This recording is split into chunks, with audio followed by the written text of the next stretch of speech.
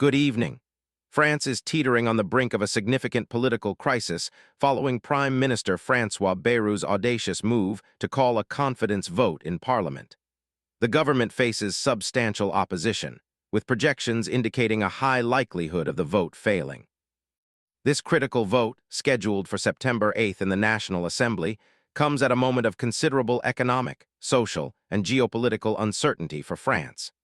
If the government loses this confidence vote, Prime Minister Bayrou is expected to resign, potentially leaving the nation without leadership during this turbulent period.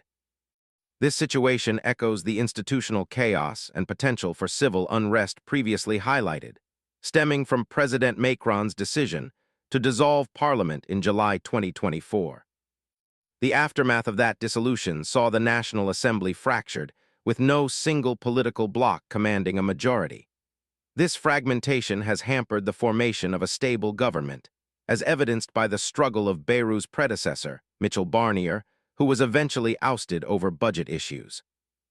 In a departure from prolonged parliamentary debate, Prime Minister Bayrou has opted for a decisive gamble, staking his government's future on the single vote. Some interpret this as a dramatic attempt to draw attention to what he describes as an existential threat to France posed by its national debt. However, expectations of his success in the confidence vote are reportedly low, even potentially from Bayrou himself.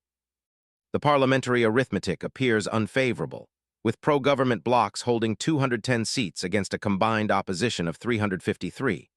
For Bayrou to secure victory, he would likely need abstentions or support from either the Socialist Bloc or Marine Le Pen's National Rally. While abstention from the National Rally might create a narrow path to victory, support from the Socialists is considered highly improbable.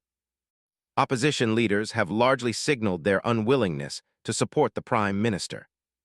Analysts suggest Bayrou's strategy might be aimed at a broader historical or political narrative, perhaps positioning himself as a Cassandra figure warning of fiscal dangers, or even looking towards the 2027 presidential election.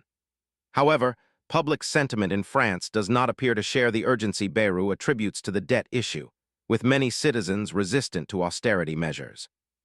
This political instability is unfolding against a backdrop of growing public discontent. A grassroots protest movement, Bloc One's tout, "Let's block everything," has emerged, drawing comparisons to the Yellow Vest movement.